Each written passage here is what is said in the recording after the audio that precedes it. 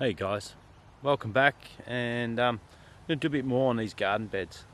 So it's been a work in progress and it's taken a fair bit of time, but let's get into it and show you what I'm doing. So these are the garden beds that I've been working on. Got a few going on, got 8 that are going to get built. 4 that are nearly getting there. What I'm doing here is kind of like raising these up. I'll get down the bottom here and explain a little bit more to you. Raising these up that they're not going to be so much level, but level enough for a garden bed. So basically it's going to be raised down the bottom to go with the angle of what we're doing, and this area here in the middle there is going to basically be almost like a swale. So I'm catching all the water from up the top there, and then it's going to go into there, which is going to be basically like a mini swale, which will keep these hydrated. Well, that's the plan anyway. So I've had to get rid of the dirt in between the beds, and that in return is going to double the topsoil that I've got in the beds. So I've loosened them up with a fork and a shovel where there's grass, because this used to be a chicken pen over the top of this. So basically now what I'm going to do, or what I've been doing, is taking the soil out of here and making it reasonably level, and then putting it into the actual bed. And that's going to double the topsoil into the bed, and then I'm going to amend it with some of the stuff I've got over there, just to give it a bit more of a chance. So basically all the water that's going to come through is going to come down, which is quite a bit of water. It's going to come down here into these. See if we can zoom in on here a little bit. Small swales, which may end up being a bit bigger because I still want it to look good. So basically it will come into there, and then it will overflow once it's full. These are a couple of the beds that haven't been made yet. Overflow down into the next one, which are basically swales, but mini swales. And the main reason I'm doing this is because in southeast Queensland, our rainfall comes all at once and then there's nothing. So I want to hydrate that soil. So it is quite difficult to do with the shovel work in my condition anyway, because I'm not really well, and I'm just a couple of hours and I might be buggered for a few days, but anyway, that's another story. So what I'm going to do is, as much as I don't like tilling and I don't want to be tilling, I'm going to end up tilling once, and that's going to be in these ones here, because it's just too hard to get all them grass roots out. So I'm going to get an old small rotary hoe that I've got. These beds aren't built yet, as you can see, and get all that grass out. And the main reason I'm going this far with the beds is because I want all the water from up the top, up there,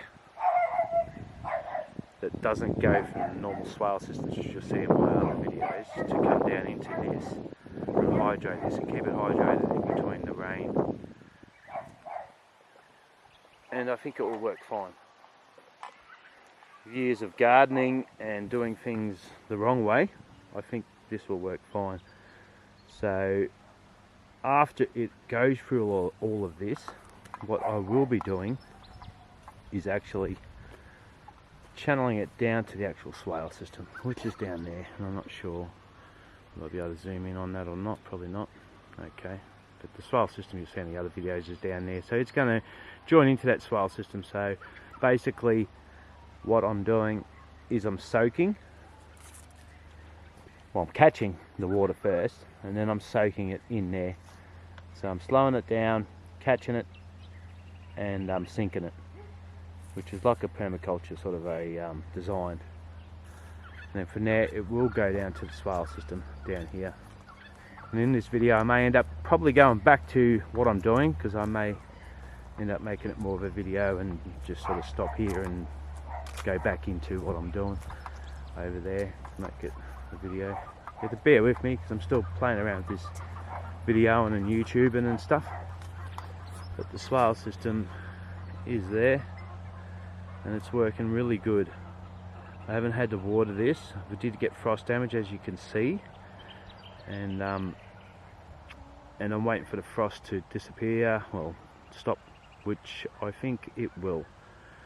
I think it's just about finished, and then I can go ahead and actually get rid of these frost damage stuff and let, hopefully, mainly the bananas that got affected, but hopefully everything will come back together.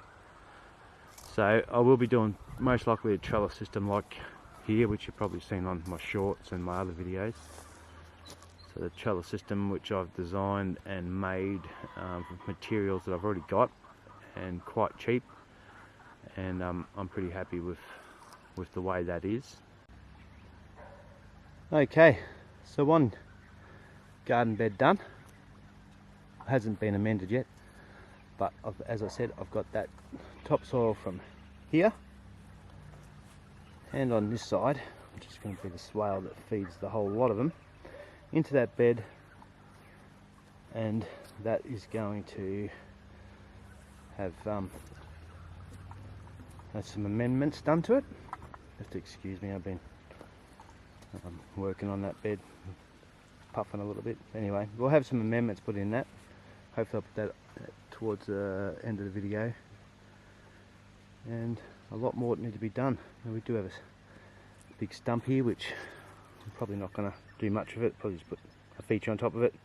It's been dead for quite a while, so the roots are in the ground, rotting down and just feeding the soil anyway. And yeah, the rest of them still need to be done. So we'll get a little bit more done, and then we'll get back into it. So basically this is how I'm doing it. I'm after digging it, throwing the topsoil back in. Some of the spots have got grass in it, as you can see here, heaps of roots. So what I'm actually doing is just shaking it out. You could leave the roots and some of the stuff that is underneath that's not causing me any problems, I'm just leaving. But because this is such a grassed area, I choose to sort of take it out. So basically, going like this, you can see that, you should be able to see that. Yeah. It's basically just shaking that out. The big root clumps. Shaking it out, throwing it out. And I will be recycling that. And I'm just using this. This will tell me if I've got big clumps of roots that need to come out. Anything that's underneath that's not in the sunlight, I'm not really too worried about. It will die and feed the soil. So get a big root or two, clump them together. Don't try to get in your eyes, but. And yeah, we'll go into another area to compost. The new garden beds, still work in progress. Had to do other things around the property, like cleaning up the paddocks, getting ready for the horses to come back.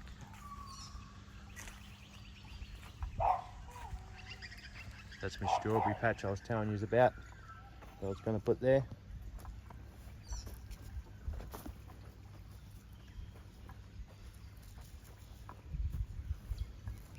And they're going quite nicely. They've become nice dark green, so they're obviously liking the amendments I've done to the soil. This one's all planted out with potatoes. Still nothing up yet, but it's only been planted for a week anyway. So that big patch will definitely be worth the harvest once it's all done. Spent a bit of time yesterday sort of mowing selected parts of the paddock with the weeds. Still haven't had much growth in there yet, but I did spread all the manure that's been aging on the paddock with like a makeshift harrow, which works quite well. So spread all that manure out, and hopefully it will be nice and green, and start the growth of the grass. That one, horse is going to go in there today. Kids are just going to pick them up. Not my horses, but my son's girlfriend's horse. So anyway, I might show them in one of the next videos coming up. Okay, and this is one of the beds that's going to have the corn planted in it. So that's going to be all our corn for the year. So we'll probably call it for this video, and we'll see you next time. So thanks heaps for watching, and don't forget to subscribe.